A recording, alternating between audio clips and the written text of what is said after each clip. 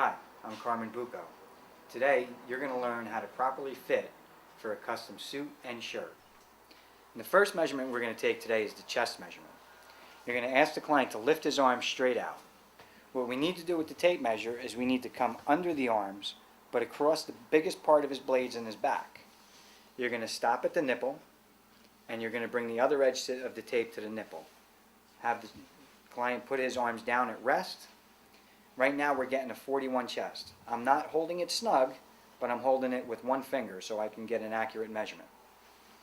We always measure twice, cut once. So I'm going to take that measurement again to make sure I accurately measured the chest. Arms down. And we have a 41 chest. Your next measurement is your coat waist.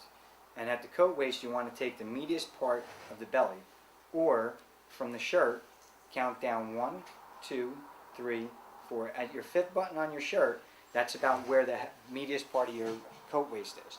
Again, take it around, meet in the front, with one finger spacing, not too snug. The next thing we're going to do is measure the waist. And the most important question we want to ask is, sir, is this where you wear your pants? Yes. We're going to take the tape measure. Again, we're going to wrap it around his natural waist. We're going to push his waistband down just a little bit so we can get under his waistband. We're going to bring that tape measure around front to where it meets. And then we're going to ask him, how does that feel? Great. How does that feel? I pulled it a little bit snugger. Better. Okay. At that point, where it meets is the measurement we're going to give. Now we're going to measure the hips.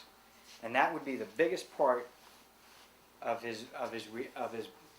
We're going to take, again, the tape measure back around to the front, make sure it's parallel, and where that number meets, just skin, we're measuring skin, so it doesn't have to be tight.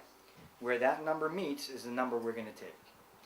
Next measurement we're going to take is the overarm measurement. And that, again, is like the chest measurement, but over the arms. So we're going to get the biggest part of his chest, and again, meet at the nipple. And always remember to make sure your tape is level, all the way around the back and all the way up the front. And we're going to mark that measurement. Our next measurement is a bicep measurement. We're going to take the meatiest part of his bicep, take the tape measure around, and have him flex upwards. Make a muscle for me, please. Thank you very much. Then, where that tape measure meets is the number we're going to put in. The next measurement is the forearm. We want to take the meatiest part of his forearm, take the tape measure again, wrap it around, again, not too snug, and mark that measurement where the tape measure meets. This next measurement is his wrist measurement. We're going to go over the bone, wrap it around, and where that meets is the number we're going to give.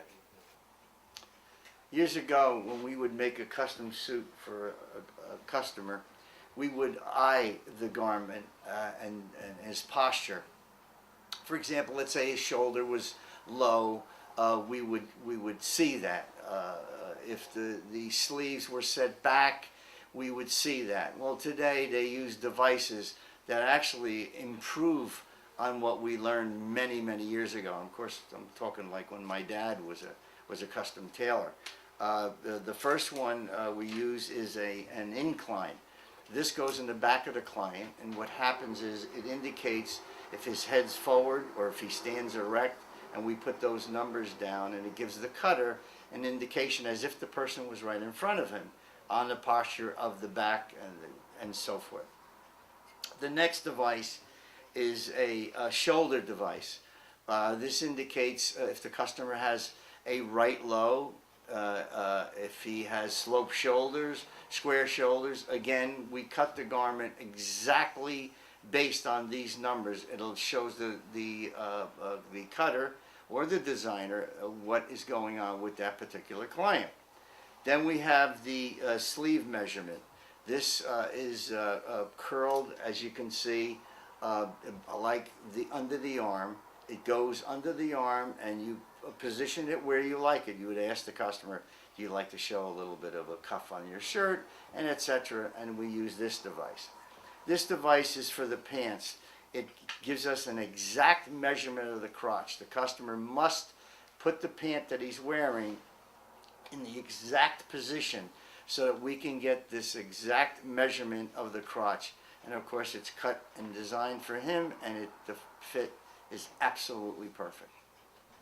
And now that we've seen the devices, we're going to measure for pants. But we've already taken his waist measurement and his hip measurement.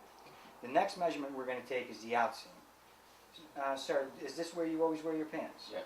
So we're going to take the tape measure, we're going to go to the top of the waistband, and we're going to follow that tape all the way down to the heel of his foot. His heel is here, so we're going to take that measurement right there. Our next measurement is the thigh measurement. And what we want to do with that is we want to take the tape measure around right underneath the crotch, bring again the tape measure together, and put that number in your and mark down that number. Now we're going to measure for a custom shirt. The first measurement you're going to take is the neck measurement. You're going to take the tape measurement around his neck and you're going to meet it at the Adam's apple. Once you meet it at the Adam's apple, you're going to give him an extra ½ inch, and that's the measurement you're going to use. Now that we've taken the neck measurement, we've already on the suit taken his chest measurement, his coat waist measurement, and his hips. Our next measurement is going to be the yoke. And the yoke is very close to what your point-to-point on your jacket's going to be. So you're going to take the tape measure, you're going to find the bone, where the arm ends, there's a bone. You're going to find that bone on each side, so you're going to take it from the one bone to the next bone, and that's the measurement you're going to give as his yoke, as well as his point-to-point. The next measurement we're going to take is the sleeve measurement. And the first thing you want to do is find his center. There's a bone right on his center, right on the center of his back. You're going to put the tape measure there. Sir, do you feel that? Yes. You're going to put it there. You're going to come down over the arm, and you're going to come, there's a bone right at the wrist. You're going to take the tape measure to that bone, and you're going to add 1.5 inches. And that's the measurement that you use for your shirt sleeve. We also need our bicep, our forearm, and our wrist, which we've taken on our coat measurement. So we now have our bicep, our forearm, and our wrist measurement. Our shirt length is the next measurement that we're going to take for our shirts. The shirt length is basically the same length as your jacket length. We're going to look for the center of the ear. We're going to come at that point. We're going to follow the tape measure down to where his crotch ends. That's the number we're going to use for your measurement. Take these measurements, as I've demonstrated, match them up with your spec sheet, and you will give your client a fit that exceeds their expectations. We're also going to learn today how to clone a suit. So if you have a client that has a perfect fitting garment and wants to duplicate that suit, we can do that with about 15 simple different measurements. The first measurement we're going to take is their in-sleeve measurement. And the in-sleeve measurement starts from the bottom of the sleeve to the armpit of the jacket. So you put your tape measure at the armpit of the bottom of your sleeve, all the way down to where it meets the armpit. And that's the number you're going to use for his sleeve measurement. The next measurement we're going to take is his coat length. All you're going to do is take your tape measure, put your tape measure at the seam of the collar, and bring it all the way down to the bottom of your garment. And that is your coat length. The next measurement we need to take is your client's halfback. The halfback is always taken from this point of the jacket to its center seam. So from here to your center seam, make sure your material is nice and flat every time you take these measurements, and that's the measurement you're going to use. He also has a point-to-point that he likes. You take your tape measure from the edge of the jacket where his shoulder meets to the other side, and stretch the material a little bit, and that's the measurement that you're going to use.